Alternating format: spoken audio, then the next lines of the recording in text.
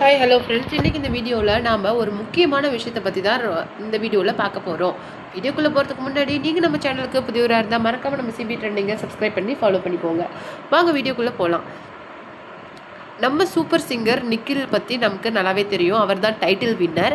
அவரும் அவங்க ஃபேமிலியும் இப்போது ரீசெண்டாக கொடுத்த இன்டர்வியூ தான் ரொம்ப வைரலாக இப்போ சோஷியல் மீடியாவில் போயிட்டுருக்குது. அதில் ஒரு முக்கியமான விஷயம் என்ன அப்படின்னு சொல்லிட்டு பார்த்தீங்கன்னா, எல்லாரும் அதில் சொல்கிறது என்னென்னா, நிக்கில் கொஞ்சம் ஓவர் ஆட்டிடியூடோடு பேசுகிறாரு அப்படிங்கிற மாதிரி இருக்குது. ஏன்னா நான் டைட்டில் வின்னர் அந்த ஃபினாலேயில் பாடும்போது எனக்கு கொஞ்சம் கூட பயமே கிடையாது, ஆனதாகுது பார்த்துக்கலாம் அப்படிங்கிற ஆட்டிடியூடில் தான் நான் போய் பேசினேன். எனக்கு இதுக்கு முன்னாடி கூட நான் நிறைய தப்பு பண்ணியிருக்கேன். ஆனால் அப்போ நாம் பாடுறது தான் பாட்டு, நம்ம இதுதான் அப்படிங்கிற மாதிரி நான் பாடினேன். அந்த மாதிரி ரொம்பவும் கொஞ்சம் ஆட்டிடியூடோடு பேசியிருக்காரு.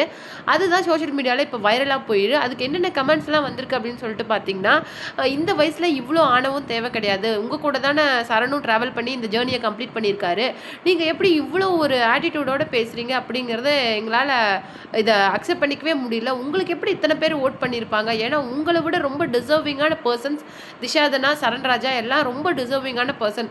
ஈவன் சரண்ராஜா இந்த டைட்டிலோட வின்னர் ஆகியிருக்க வேண்டிய எல்லா தகுதிகளும் அவருக்கு இருக்குது. ஆனால் என்னன்னு தெரில, அவர் டைட்டில் வின் பண்ணல, ரன்னர் அப் ஆகிட்டார். ஆனால் நீங்கள் டைட்டில் வின்னர் பண்ணன அப்புறம் கொடுத்த எல்லா இன்டர்வியூஸ்லையும் உங்ககிட்ட ஒரு ஆட்டிடியூட் தெரியுது அப்படின்னு சொல்லிட்டு தான் எல்லா கமெண்ட்ஸும் இப்போ ரொம்ப நெகட்டிவாக நிக்கிலுக்கு வந்துருக்குது. நிக்கில்கிட்டே ரொம்ப ஃப்ராங்காக இந்த மாதிரி உங்களை விட சரண்ராஜா இந்த டைட்டிலுக்கு ரொம்ப டிசர்விங்காக இருப்பார் அப்படின்னு சொல்லிட்டு சோஷியல் மீடியாவில் ஒரு டாக் போயிட்டுருக்குல, அதை பற்றி நீங்கள் என்ன நினைக்கிறீங்க அப்படின்னு சொல்லிட்டு அவர்கிட்ட கேட்டதுக்கு, அதை பற்றி எனக்கு ஒன்றும் தெரியாது, ஆனால் இப்போ ஜட்ஜஸோட ஓட்டிங்னு இப்போ மக்களோட ஓட்டிங்னு ஒன்று இருக்குது, ஜட்ஜஸோட கமெண்ட்ஸு அப்புறம் மார்க்ஸ் இதெல்லாம் இருக்குது. இதெல்லாம் வச்சு தான் ஒருத்தரை நம்ம செலக்ட் பண்ண முடியும். டைட்டிலுக்கு டிசர்விங்கான பர்சன் அப்படின்னு சொல்லிட்டு யார் அப்படிங்கிறத செலக்ட் பண்ணுற எல்லா விதமான திறமைகளும் ஜட்ஜஸ்க்கு இருக்குது. ஸோ அவங்கள தாண்டி என்ன இருக்க போகுது, அவங்களுடைய நான் கரெக்டுன்னு தான் நினைக்கிறேன். அவங்களோட ஒப்பீனியன் அப்புறமேல ஃபினாலேயோட முடிவு எனக்கு சரின்னு தான் படுது. என்ன வேணாலும் பேசுவாங்க, என்னை விட சரண்ராஜா ரொம்ப சூப்பராக பண்ணுவார். ஆனால் நான் கண்டிப்பாக ஒத்துக்குவேன். ஏன்னா சரண்ராஜா சார் ஒரு ஆல்ரவுண்டர். அவருடைய பாட்டுகள் அவ்வளோ கூஸ் பம்பாக இருக்கும், எனக்கு ரொம்ப பிடிக்கும். ஈவன் ஒரு சில பாட்டுகள் எல்லாமே ஸ்டாண்டிங் அவேஷனே நம்ம ஜட்ஜஸ் கொடுத்துருக்குறாங்க. இது எல்லாமே நமக்கு தெரிஞ்ச விஷயம்தான். ஆனால் நிக்கில் என்ன சொல்லியிருக்காரு அப்படின்னு சொல்லிட்டு பார்த்தீங்கன்னா, நான் எனக்கு ஓட் பண்ணின மக்களையும் என்ன ஜட்ஜ் பண்ணினா என்னுடைய ஜட்ஜஸையும் நான் நம்புகிறேன். ஏன்னா நான் என்ன நினச்சேன் பாட்டு அனுராதா மேம் கூட சேர்ந்து நாங்கள் பாடும்போது அந்த பாட்டு கிட்டத்தட்ட யூடியூப்பில் 20 மில்லியனுக்கு மேலே போயிருக்கு. இது எல்லாருக்குமே தெரியும். ஸோ எதையுமே தப்பாக புரிஞ்சுக்கிட்டு பேசாதீங்க. அதாவது ஃபர்ஸ்ட் ஆஃப் ஆல் என்ன நடக்குது அப்படிங்கிறத புரிஞ்சுக்க அனலைஸ் பண்ணுங்க அப்படின்னு சொல்லியிருக்காரு. ஆனால் நிறைய பேர் சொன்னது என்ன அப்படின்னு சொல்லிட்டு பார்த்தீங்கன்னா, சரண்ராஜாவை விட நிக்கிலோட பாட்டுகள், அதுவும் 80s 90s சாங்ஸ் அவர் செலக்ட் பண்ணி பாடும்போது அதில் நிறைய பிசுறு தட்டினது இருந்திருக்கு. ஏன்னா நிறைய பேர் கூட அவர் காம்போவாக பாடும்போது இவருடைய பாட்டில் நிறைய பிசுறுகள் இருக்கிறத ஜட்ஜஸே ஓப்பனாக சொல்லியிருக்காங்க.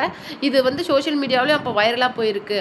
ஆனால் இவர் மேபி ரன்னர் அப் ஆகிறதுக்கு வாய்ப்புகள் இருக்குது அப்படிங்கிற பட்சத்தில் எல்லாருமே ஃபினாலேயில் ஒரு கணிப்பில் இருந்தப்போ திடீர்னு இவர் டைட்டில் வின்னராக அறிவித்தது தான் மொத்த பேருக்கும் அதிர்ச்சியாக போயிடுச்சு. ஏன்னா சரண்ராஜா ஒரு வில்லேஜ்லேருந்து வந்தார் அப்படிங்கிறதுக்காக கிடையாது. அவருக்கு இருக்கிற அந்த திறமை, கிராமிய பாடல்களில் அவருக்கு இருக்கிற அந்த ஒரு அந்த நயம், அப்புறம் அந்த தெய்வீகத்தன்மை, ஒரு முருகர் பாடலெல்லாம் எடுத்து பாடும்போது அந்த அவ்வளோ அழகாக இருக்குது. அந்த நேர்த்தி, அந்த ஸ்ருதி இருக்கட்டும், அவ்வளோ அழகாக இருக்குது. இதை மிஷ்கின் சாரே நிறைய தடவை ஸ்டேஜில் சரண்ராஜாவை அப்ரிஷியேட் பண்ணியிருக்காரு. டே உனக்கு இந்த பிளேஸ் இல்லைடா, இன்னும் நீ பெரிய உயரத்துக்கு போவ அப்படின்னு சொல்லிட்டு நிறைய டைம் சரண்ராஜாவை மிஷ்கின் சார் அப்ரிஷியேட் பண்ணது மட்டும் கிடையாது, ஸ்டில் நவ் அவரை கைட் பண்ணிட்டு இருக்கிறாரு அப்படிங்கிற விஷயம் பல பேருக்கு தெரியாது. ஏன்னா மிஷ்கின் சார் என்னைக்கு அவர் ஆடிஷனில் செலக்ட் ஆகி சூப்பர் சிங்கருக்குள்ளே வந்தாரோ, ஸ்டில் நவ் சீசன் முடிஞ்சதுக்கப்புறம் இப்போ மலேசியா, சிங்கப்பூர் அப்படின்னு சொல்லிட்டு நிறைய இடங்களுக்கு இப்போ நம்ம சரண்ராஜா கான்சர்ட்டுக்கு புக் பண்ணிட்டு இப்போ போயிட்டுருக்கிறாரு. அந்த ட்ராவலிங்கில் கூட எல்லா விஷயங்களையும் தன்னுடைய காட்ஃபாதரான மிஷ்கின் சார் கிட்ட சொல்லிட்டு தான் அவர் மூவ் பண்ணுவாரா. ஏன்னா அவங்க ஃபேமிலியை மொத்தமாக கலாட்டா டிவி இன்டர்வியூ பண்ணும்போதே சொல்லியிருந்தாங்க, மிஷ்கின் சார் எங்கள் குடும்பத்துக்கே ஒரு சாமி மாதிரி அப்படின்னு சொல்லியிருக்காங்க. இளையராஜா பாட்டுனா எனக்கு ரொம்ப பிடிக்கும், எனக்கு ரொம்ப பிடிக்கும். அதனாலே தெரில என் பையனுக்கும் பிடிக்குது. அவர் என் என் பையனோட குருநாதர் மாதிரி. ஆனால் மிஷ்கின் சார் வந்து எங்கள் குடும்பத்துக்கே கடவுள் மாதிரி. திக்கற்றவங்களுக்கு தெய்வம் தான் துணை அப்படின்னு சொல்லிட்டு சொல்லுவாங்க. அது மாதிரி இந்த சூப்பர் சிங்கருக்குள்ளே வந்தப்புறம் எங்களுக்கு எதுவுமே தெரியல, என்ன பண்ணுறது. அவனுக்கு கொஞ்சம் பாட தெரியும் அவ்வளோதான். ஆனால் அதில் நிறைய தப்பெல்லாம் இருக்குதுல்ல, அதை கண்டுபிடிச்சி இப்படி தான் இருக்கணும், இப்படி தான் பாடணும் அப்படின்னு சொல்லிட்டு ஒவ்வொரு பகுதியாக அவனை மெருகேற்றி கொண்டுட்டு போனது மிஷ்கின் சார் தான். மிஷ்கின் சாரை எங்கள் லைஃப்பில் நாங்கள் மறக்கவே முடியாது. இப்போ கூட சூப்பர் சிங்கர் முடிஞ்சும் அவர் எங்கள் கூட பேசிக்கிட்டு தான் இருக்கிறாரு அப்படின்னு சொல்லிட்டு நம்ம சரண்ராஜாவோட அம்மா வந்து ரொம்ப எமோஷனலாக மிஷ்கினை பற்றி ஷேர் பண்ணியிருந்தாங்க. அது மட்டும் கிடையாது, நம்ம நிக்கிலோட அந்த ஃபேமிலி இன்டர்வியூவில் மற்ற ஃபேமிலியுமே என்ன சொல்லியிருக்காங்க அப்படின்னு சொல்லிட்டு பார்த்தீங்கன்னா, ஒருத்தர் வந்து டைட்டில் வின் பண்ணுறாரு அப்படிங்கிற பட்சத்தில் அவருக்கு அந்த டைட்டில் வந்து டிசர்விங்கான்னு முடிவு பண்ண வேண்டியது அந்த ஜட்ஜஸும் மக்களும் தான். ஆனால் இப்போ சோஷியல் மீடியாவில் போயிட்டுருக்கிற ஒரு ரூமர் வந்து எங்கள் ஃபேமிலிக்கே ரொம்ப கஷ்டமாக இருக்குது. அவன் ஜெயிச்சதோ இல்லை இந்த ப்ரைஸ் அமௌண்ட்டோ இல்லை வீடோ எங்களுக்கு எதுவுமே பெருசு கிடையாது. ஆனால் அவனுடைய டைட்டில் வின் பண்ண அதுவே அவனுக்கு தகுதி இல்லை அப்படின்னு சொல்லிட்டு ஒருத்தர் சொல்லும் போது அது எவ்வளோ வந்து உணர்ச்சி பூர்வமாக இருக்கும். அவன் இதுக்காக அவன் எவ்வளோ கஷ்டப்பட்டிருக்கான் அப்படின்னு சொல்லிட்டு டெய்லி அவன் 2-3 மணிக்கு மேலே எந்திரிச்சு அவன் சாதகம் பண்ண ஆரம்பிச்சிருவான். ஒவ்வொரு நாளும் நாங்கள் கொஞ்ச நேரம் ரிலாக்ஸ் ஆயிரு, எங்கேயாவது வெளியில் போ, அப்படி இப்படின்னு நாங்கள் சொல்லுவோம்.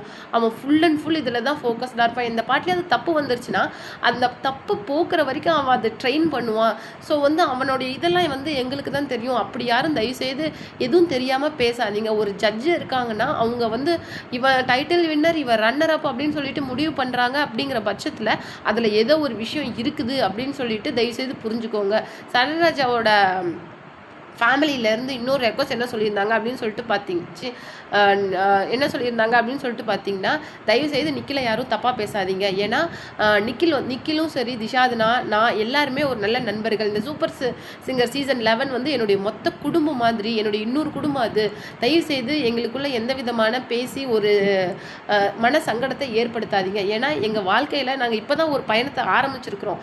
இது வந்து நல்லபடியாக இதுக்கு மேலே வளர்ச்சி அடைஞ்சு போகணும். அதுக்காக நான் உங்ககிட்ட கேட்குறது எல்லாம் உங்களுடைய அன்பும் ஆதரவும் மட்டும்தான். தயவுசெய்து இந்த மாதிரி எனக்கு சப்போர்ட் பண்ணுற என் ஃபேன்ஸ்க்கு ரொம்ப சந்தோஷம். ஆனால் நிக்கில வந்து தயவுசெய்து தப்பாக பேசாதீங்க. நிக்கில் வந்து இந்த டைட்டிலுக்கு தகுதியானவர் இல்லை அப்படின்னு சொல்லிட்டு தயவுசெய்து அப்படி சொல்லாதீங்க. அது வந்து ஒரு கலைஞனா ஒருத்தனுக்கு எந்த அளவுக்கு அது காயப்படுத்தும், பாதிக்கும் அப்படிங்கிறது எனக்கு ரொம்ப நாளாகவே தெரியும். தயவுசெய்து யாரும் நிக்கில பற்றி தப்பாக பேசாதீங்க அப்படின்னு சொல்லிட்டு சரண்ராஜா சொல்லியிருக்காரு. நிக்கிலோட ஃபேமிலியிலேருந்து சொன்ன விஷயம் என்னன்னு சொல்லிட்டு பார்த்தீங்கன்னா, அவங்களும் அதே விஷயத்தை தான் சொல்லியிருக்கிறாங்க. ஒரு ஜட்ஜுக்கு நல்லாவே தெரியும் யார் வந்து நம்ம டைட்டில் வின்னர் ஆகணும், யார் வந்து ரன்னர் அப் ஆகும் அப்படின்னு சொல்லிட்டு. ஸோ இதில் வந்து நாம் முடிவு பண்ணுறதுக்கு நாம் அதர் பீப்புள்ஸ், நம்ம தேர்ட் பர்சன், நாம் முடிவு பண்ணுறதுக்கு இதில் எதுவுமே கிடையாது. ஸோ வந்து இதை வந்து ஒரு ஜஸ்ட் லைக் தட் விட்டுட்டு சூப்பர் சிங்கர்ஸ் 11 முடிஞ்சதுலேருந்து இதை வந்து ஒரு பெரிய ரூமராக மக்கள் பேசுகிறது எனக்கு ரொம்ப வருத்தமாக இருக்குது அப்படின்னு சொல்லிட்டு நிக்கிலோட ஃபேமிலியும் நிக்கிலும் ரொம்ப எமோஷ்னலாக அந்த இன்டர்வியூவில் தங்களுடைய மொமெண்ட்ஸை ஷேர் பண்ணி